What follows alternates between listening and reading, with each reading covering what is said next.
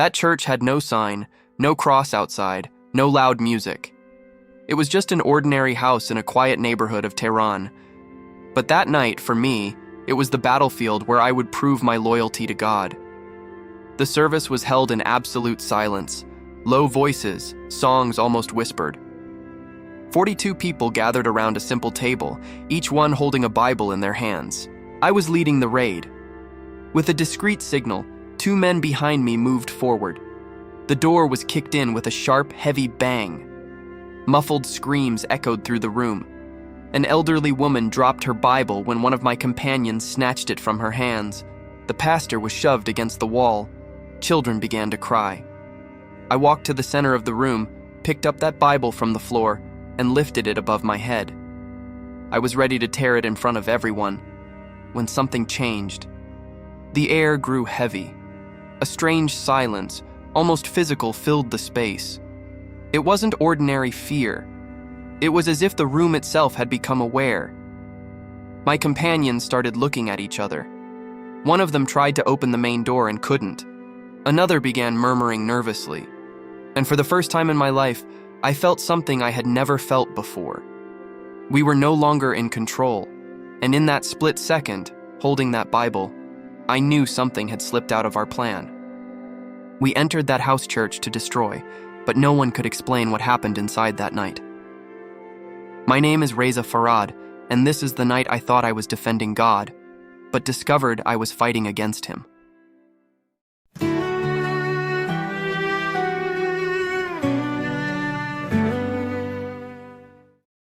I grew up in an extremely devout Muslim family in southern Tehran.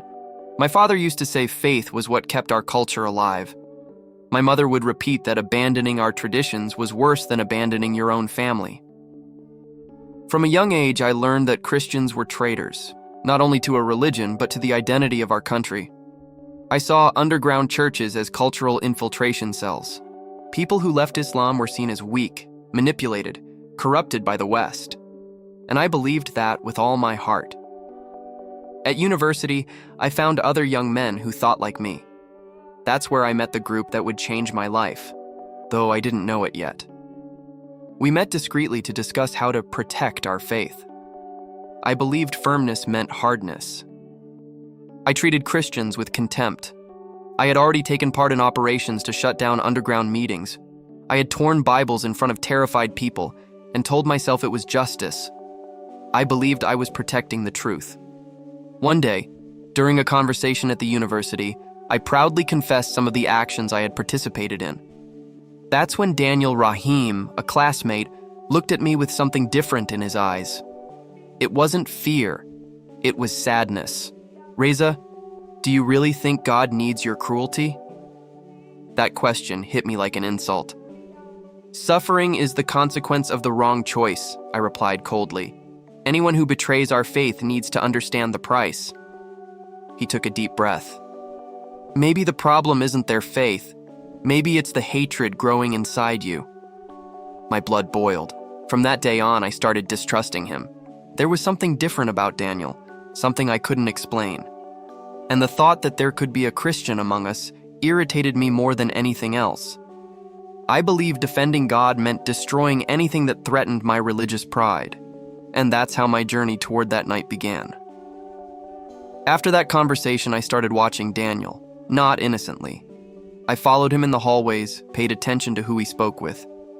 I noticed he avoided certain groups when I was around, and that only increased my suspicion. Meanwhile, our radical group grew. We were no longer 5. We were almost 15.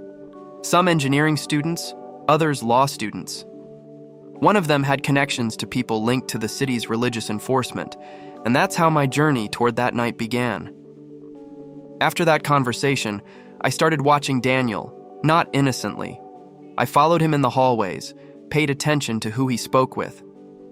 We created an anonymous page on social media. There we posted images of torn Bibles, crossed out Christian symbols, walls with graffiti. We called it cultural defense. A week before we raided that house church, we took part in something bigger. A group of Christians had been reported by neighbors. We went in at night and confiscated more than 30 Bibles. Some men in the group set the books on fire in the backyard. Someone filmed it. We posted it online with a caption that said, "This is what happens when you betray the faith of our people." I remember the feeling of power. It wasn't courage, it was control. But control is intoxicating. And the more I felt I could influence others, the more I needed to prove I was the most committed of them all. A few days later, Daniel confronted me again. We were alone near the university library. He looked at me firmly, but without aggression. "Reza, you've changed. You don't speak like someone who loves faith anymore. You speak like someone who loves conflict." I laughed with contempt. "You call this conflict? I call it purification." He answered something I never forgot. "Truth doesn't need violence to stand." That angered me deeply. "Truth hurts," I said. He replied calmly, "No, hate hurts. The truth sets people free." I walked away, determined to prove he was wrong. That same week, I saw Daniel leave the university later than usual. I waited a few minutes, then followed at a distance. He walked through dimmer streets, entered an older neighborhood in Tehran, and stopped in front of an ordinary house. He knocked twice. The door opened discreetly. He went in. I stayed in the shadows, and then I heard a soft song. It wasn't loud music. It was gentle. There were more people inside. I felt a mix of anger and excitement. Daniel Rahim, the man who confronted me, was a Christian. In that instant, something inside me decided, this would not be just a report. It would be a message. I would go back there, but not alone. We convinced ourselves that God needed our strength, and I was ready to lead it.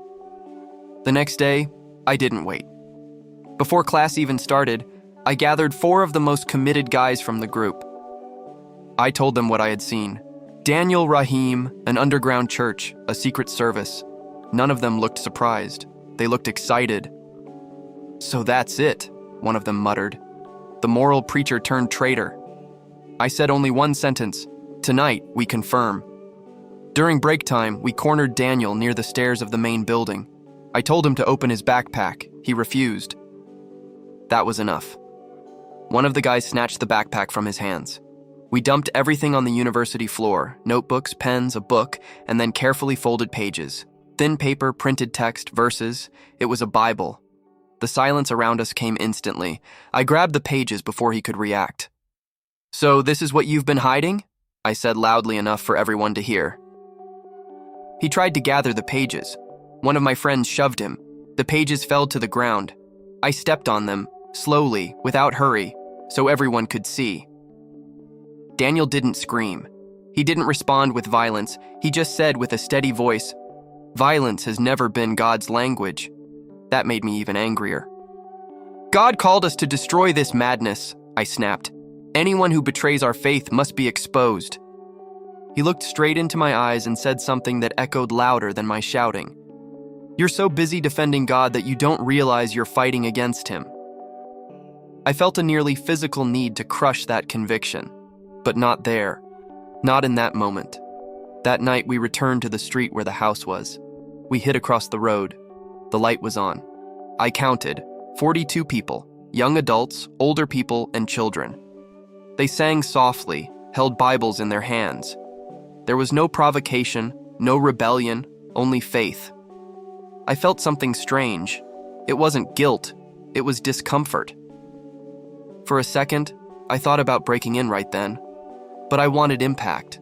I wanted fear to spread. I wanted no one there to ever forget that night. We pulled back and gathered the full group 2 days later. Detailed planning. The exact time of the service, the weakest entrance. Who would film? Who would intimidate? Who would destroy? The plan was clear. Destroy symbols, spread fear, send a message. And in that moment, right before the raid, I asked the group a question. If it's not us, who will defend the truth? Today I ask you something. Have you ever been so zealous for an idea that you became cruel in its name? Answer in the comments, because that night, I was no longer just defending a faith. I was feeding my pride. And that led me straight to the door that would be broken down hours later. We split up before turning the corner. 2 went through the side. 3 came with me through the front. I could hear the muffled singing even from outside. They were singing something gentle, almost like a collective whisper. It annoyed me. To me, that sound was a challenge. I looked at the men beside me. No one hesitated. One had his phone already recording. Another carried a backpack with paint and rags. I nodded. The door gave way with a sharp udder. The sound echoed through the entire house. The singing stopped immediately. Muffled screams. A child started crying. An elderly woman stood up quickly, holding her Bible to her chest. I grabbed one of the Bibles from the ground and lifted it above my head. "Is this what you defend?" I shouted. The pastor looked at me without hatred, without panic. He only said, "You don't know what you're doing." That sentence pierced me like a provocation. I took a step forward. Then something began to change. It wasn't noise. It wasn't light. It was the air. It became thick, heavy, like the room itself had closed in on us. The phone of the guy filming started glitching. He stared at the screen. "It's not recording." Another tried to open the main door. It wouldn't move. "It's locked," he said. The pastor answered calmly, "The door is open." I looked. It really was unlocked, but none of us could pull it open. One of the men beside me took a step back. I ignored it. "Keep going," I ordered.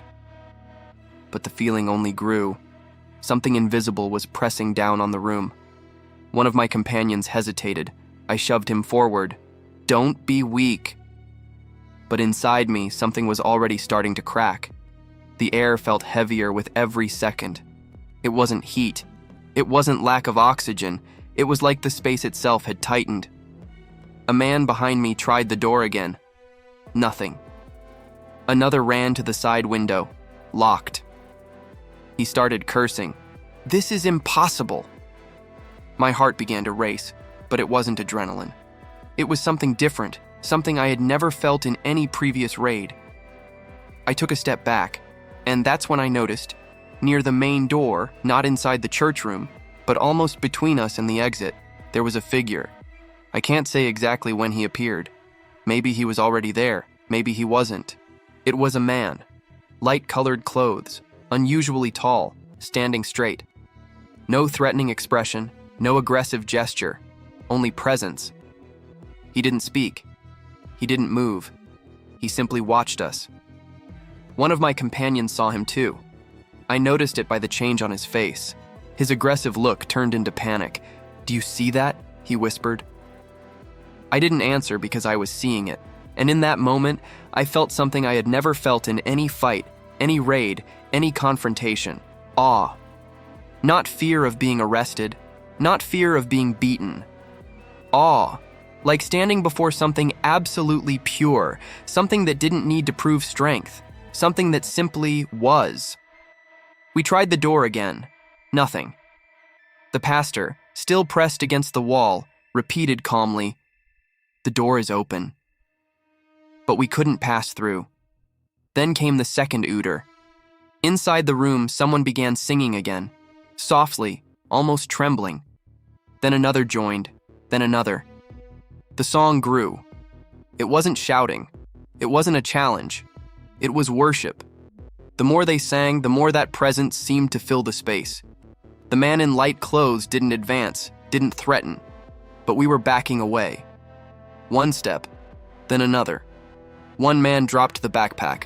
Another dropped the phone. I tried to hold my posture, tried to rationalize it, but something inside me already knew. We weren't intimidating anyone. We were being confronted, not by those people, but by something greater than us. The singing grew stronger. The children stopped crying. The woman who had been shoved was now singing too. The power was switching sides. My hands started trembling. The Bible I was still holding felt heavier than anything I had ever carried. One of my companions turned and ran. Another followed him. Within seconds, the whole group started scattering. I took one last look at that figure. He was still there, calm, unmoving. But it didn't feel like he was pushing us out. It felt like he was simply allowing us to run. And that's exactly what we did. We ran. like men who came to intimidate and left intimidated. That night, I didn't lose a fight. I lost certainty, and that was far more terrifying. I didn't sleep that night. Every time I closed my eyes, I saw that figure, not as a threat, but as a mirror. I kept telling myself it was collective illusion, adrenaline, psychological pressure. But something inside me knew it wasn't. Daniel Rahim's words came back to my mind. You're so busy defending God that you don't realize you're fighting against him. The next day, no one in the group wanted to talk about what happened. One said it was a mechanical issue with the door. Another said the pressure of the moment messed with their vision. A third just said, "That house isn't worth the risk, let's leave it." But I couldn't leave it. Then something happened that I didn't expect. Daniel came to me. I was alone near the university exit when he approached. I thought he would accuse me, report me, provoke me. But he only said, "I was praying for you last night." That immediately irritated me. "Praying?" I replied with sarcasm. "You think your prayers can stop men?" He stayed calm. "I didn't pray for you to be punished. I prayed for you to be protected." Something shifted inside me. Protected from what? He answered firmly, "From yourself." The silence that followed was uncomfortable. Then he said something that broke down my defenses. "God didn't let you enter, not because you are strong, but because he is merciful." I almost laughed, but I couldn't. "And why would God listen to you?" I asked. Daniel took a deep breath. "Because God doesn't need violence to show power. Sometimes he humbles the proud to soften a sincere heart." That word, proud, hit me. I wanted to react, but I couldn't find the strength. Then he mentioned a name, Saul. He told me the story of a man who persecuted Christians, zealous, convinced, religious, but who didn't know God's love. "Zeal without love is just empty religion," Daniel said. "Reza, you don't hate Christians. You hate losing control." That sentence cut like a blade. I went home that day different, not converted, not repentant, but broken. And when one of the men from the radical group came to me that night, the tension rose. "Did you hesitate yesterday?" he said. I didn't like that. I tried to hide it, but he continued. "If you're getting weak, I can inform the right people." In Iran, that phrase isn't a metaphor. It was a real threat, real pressure. I could be investigated, exposed, punished. But something had changed. For the first time, I wasn't afraid of men. I was afraid of continuing to be who I was. In the days that followed, I stopped attending the group's meetings. They noticed. Some called me a traitor. Others said I had been bewitched. But I started doing something I never imagined. I began studying the Bible in secret with Daniel. And every page I read dismantled a piece of the pride I had built for years. I also returned to that house, not as an invader. I helped repair damaged doors, put chairs back in place, and looked into the eyes of the woman who had been shoved. She didn't accuse me. She only said, "God was already working in you that night." After that day, I was never the same. The radical group lost me, but I still didn't know exactly who I was becoming, and the cost of change was still coming. Leaving the radical group wasn't a heroic act. It was quiet and dangerous. For weeks, I noticed different looks at the university, conversations that stopped when I approached. One of the guys from the old group intercepted me in the parking lot. "You've been going back to that house again?" he asked. I didn't answer. He stepped closer. "You know what happens to people who switch sides?" That wasn't a symbolic threat. In Iran, reputation can turn into a report. A report can turn into an investigation. An investigation can turn into prison. The surveillance increased. I could feel it. But something greater had also grown inside me. Peace. Not the absence of fear, but conviction. I kept studying the Bible with Daniel Rahim. Acts 9. Saul, the persecutor, confronted on the road, blinded by his own certainty. I hadn't been physically blinded, but I had been confronted in the same way, not by an argument, not by a debate, but by presence. One day I asked Daniel, "Do you think that figure was Jesus?" He didn't answer right away. He only said, "I think God didn't need to reveal himself completely. He only needed to stop you." That stayed with me because I realized something. God didn't confront me to destroy me. He confronted me to stop me from destroying myself. The world can try to remove God, but God never abandons those who remain faithful. That small church kept existing, under watch, under risk. They remained, and God remained with them. I learned something that had never been taught in my religious childhood. God doesn't need violent defenders. He turns enemies into witnesses. God honors those who stand firm, and he reaches even those who challenge him. I faced social rejection. I lost friends. I was excluded from academic groups. Some professors began to avoid me, but the peace I felt wasn't negotiable. I had seen too much to go back. One of the old radicals actually tried to report me. Nothing happened. The report didn't move forward. I don't know if it was bureaucratic neglect or divine mercy, but I remained free. And every time I returned to that house, now not as an invader, but as someone learning, I remembered the night everything changed. Maybe you're listening to me now and thinking you would never do something like that. Maybe you would never raid a church. But there's another way to fight against God.